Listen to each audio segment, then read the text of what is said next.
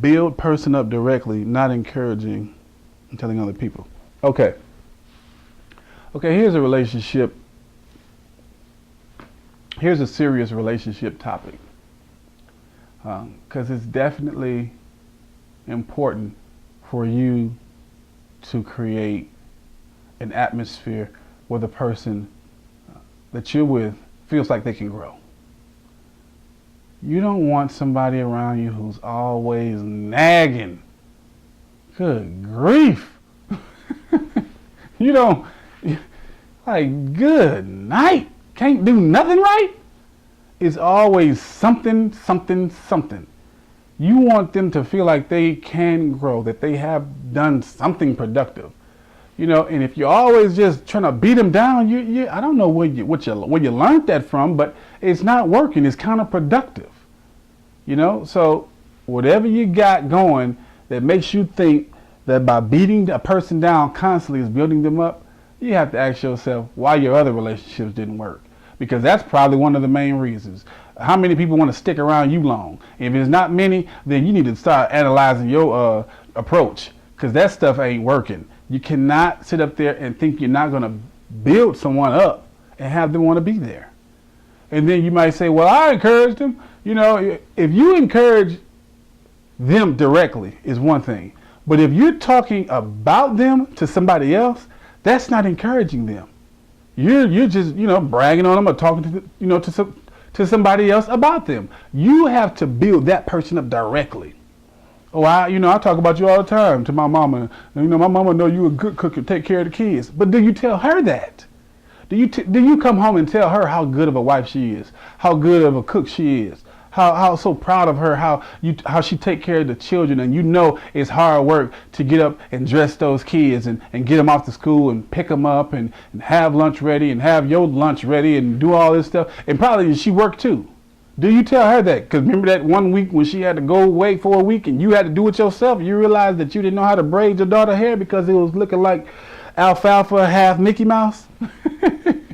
You realize that your wife was doing some work that you didn't realize how tough it was?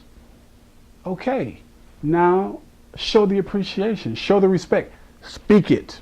Yeah, of course you can show with some flowers and some other things, but speak words. Words are containers of power. They're containers of power. Use your words to build her up. We're not talking about flattery. We're talking about honest assessment and releasing those words into the atmosphere of your home.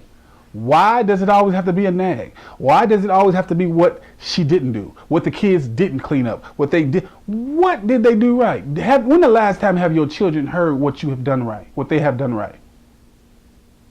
When the last time? And then you wonder why your kids go around picking with each other, telling each other what they've done wrong. That's the atmosphere that you have created. And we ain't gonna just stay on the man all day. Woman, nag, nag, nag, nag, nag, nag. We can create a song about it. Everything this man, you got your shoes on by the door. He been working all day. So what?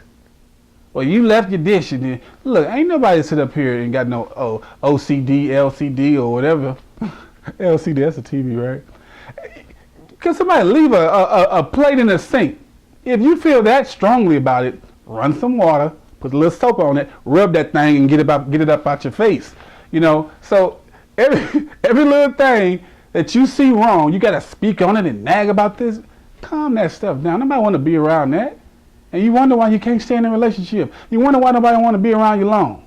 Because after they get to know the real you, they like, good night, I'm not dealing with this chick. She is nuts. You know what I'm saying? You are crazy. Just always something, you know, I don't like how you did this. Or you can be in the car. Stop. No, go left.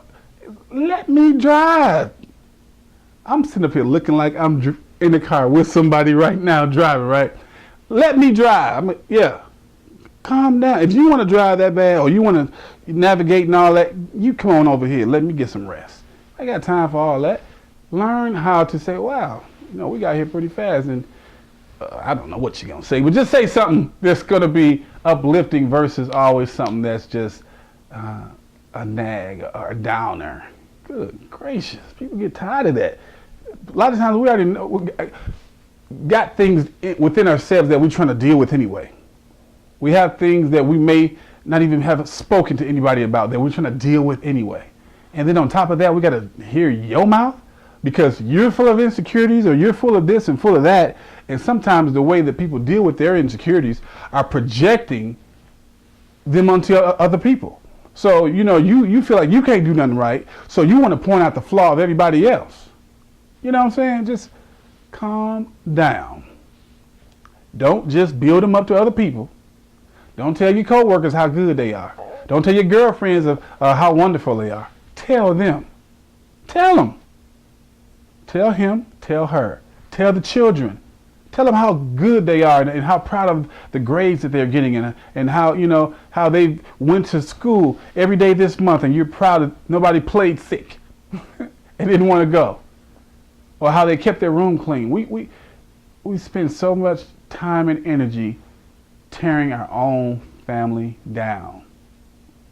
The Bible talks about the foolish woman, you know, tearing her home down with her own hands, but the wise woman builds it up.